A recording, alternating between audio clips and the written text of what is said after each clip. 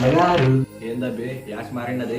ఈసారి సంక్రాంతి పూర్ వెళ్తున్నాం. వెళ్తున్నాగా ప్రతిసారి అమ్మమ్మల ఊరికి. అమ్మమ్మల ఇంటికి కాదండి, నాయనమ్మల ఊరికా? నానమ్మల ఇంటికి కూడా కాదండి, మరి ఇంకేడికి కోనసీమ. ఫోన్ చేయమైందబ్బి? రాయలసీమ సరిపోదా? ఏ అంత స్పెషలా? ఏ నాన్నగారు అంత మాట అనేసారు. పొద్దున్నే భోగి మంటలు అయిపోయాకేమో పిండి వంటలు, ఉట్టి కొట్టడాలు, ఉభయ గోదావరి జిల్లాలో చూడాల్సిన ఆలయాలు, ఆటల పోటీలు, మరుసటి రోజు ముగ్గుల కోసం ప్లానింగ్లు, సంక్రాంతికి ఆడుతూ వచ్చే గంగిరెద్దులు, వాటి వెనుక పాడుతూ వచ్చే హరిదాసులు, ఆడవారి ముగ్గులు, రంగులు, ముగ్గుల్లో గొబ్బెమ్మలు, ఇవన్నీ పూర్తి చేసుకొని గుడికెళ్ళి వచ్చాక పిండి వంటల మీద పడతాం. 3 రోజులు సరిపడే పండగకి 3 నెలల పిండి వంటలు చేస్తారు. అలా ఉంటుంది నాన్నగారు. మరి ఆ వరగడానికి చేసే కాలక్షేపాలు, ఆ పక్కేమో భీమవరం కోడి పందాలు, ఈ పక్కేమో కోనసీమ అందాలు, అమలాపురంలో సినిమా సెలబ్రేషన్లు.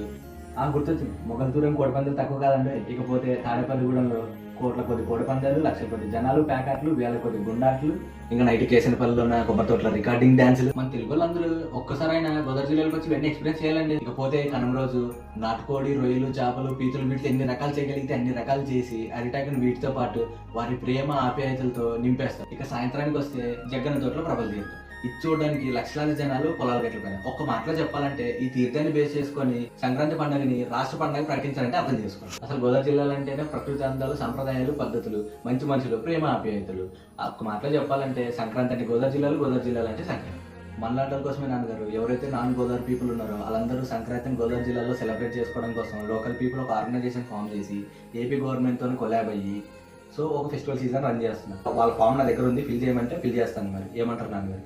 మీరు సంక్రాంతిని గోదావరి జిల్లాలో సెలబ్రేట్ చేసుకోవాలంటే స్క్రీన్ మీద కనిపించే ఈ అకౌంట్స్ అయినా రీచ్ అవ్వండి, లేకపోతే కామెంట్ బాక్స్లో గూగుల్ ఫామ్ ఫిల్ చేస్తే వాళ్ళు కాల్ చేసి మిమ్మల్ని అప్రోచ్ అవుతారు.